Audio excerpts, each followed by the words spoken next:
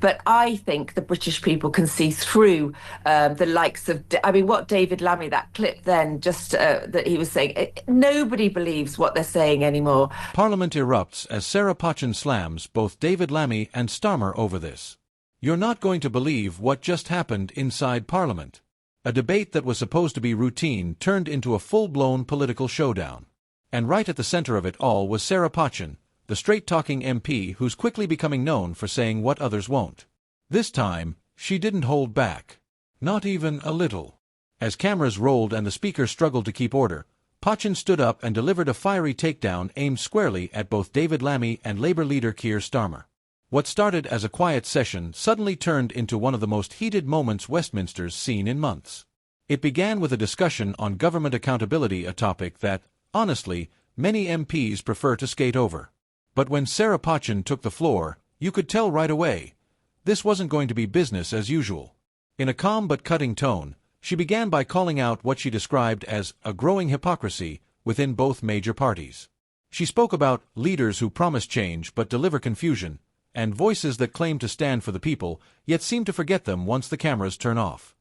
And then came the moment that made Parliament erupt. Pochin turned to face the Labour benches, and with the whole room watching, she said directly, "We can't pretend to be the moral alternative when our own house isn't in order. Mr. Lammy talks about justice, and Mr. Starmer talks about leadership, but the public isn't feeling either right now." Gasps. Murmurs. Even a few MPs clapping before being silenced by the speaker's gavel. For a brief moment, you could feel the tension cut through the air. David Lammy looked visibly frustrated. Keir Starmer stayed expressionless, the kind of political poker face he's known for, but you could see the discomfort. And what followed next was chaos. Several Labour MPs immediately rose to defend their leaders. Shouts from the back benches. Cross-table interruptions. The speaker's voice booming, "Order! Order!" But by then, the moment had already gone viral. Within minutes, clips of Pochin's speech were all over social media. Twitter, TikTok, YouTube, everywhere. One post racked up over 1 million views in under 2 hours. Another user wrote, "Finally, someone said it in Parliament. Sarah Pochin just told them what the public's been thinking for years."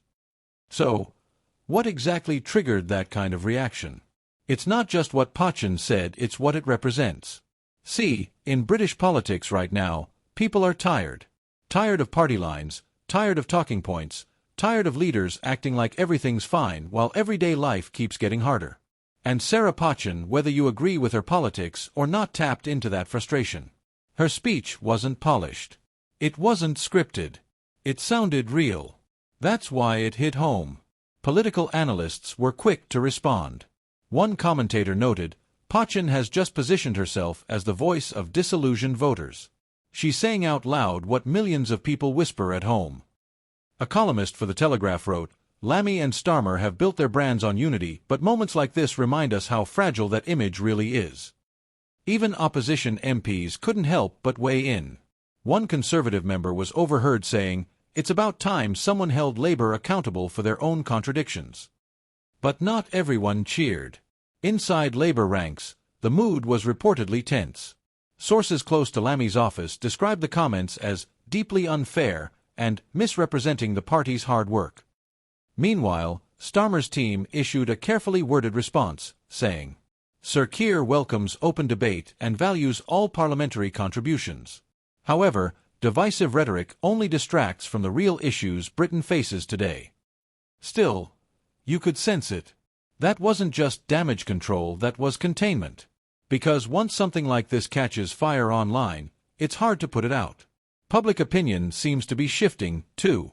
Some are now calling Sarah Pochin the voice of accountability. Others think she's just stirring controversy to raise her profile. But here's the reality: regardless of motive, her words struck a nerve.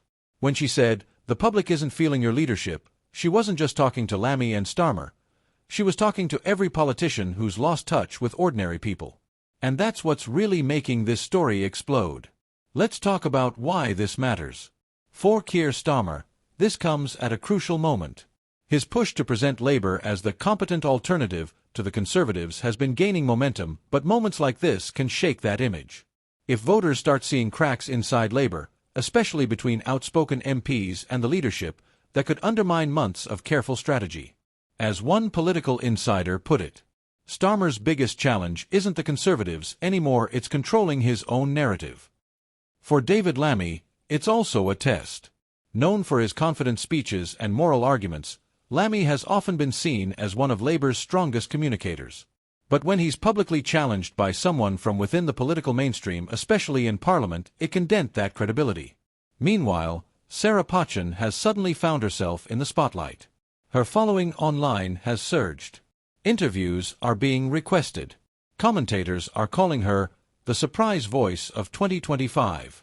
But even she knows this kind of moment can be both powerful and risky. When you take on political heavyweights like Starmer and Lammy in public, you make enemies as quickly as you make fans. And in politics, enemies remember. Still, one thing's clear: the message has landed. People are tired of safe politics. They want truth, emotion, and accountability, not rehearsed talking points. And Sarah Pochin just showed that one passionate voice can shake the entire chamber. As the session ended, you could almost feel the unease lingering in the air. Some MPs avoided eye contact. Others whispered to colleagues. Even Starmer, on his way out, looked deep in thought, perhaps realizing that the biggest political threats aren't always from across the aisle. Sometimes, they're sitting right behind you. So what happens next?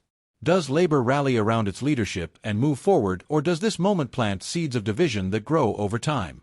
One political analyst summed it up perfectly. This wasn't just a speech. It was a warning shot. And the question everyone's asking tonight is simple. If one voice can make Parliament erupt, what happens when more start to rise?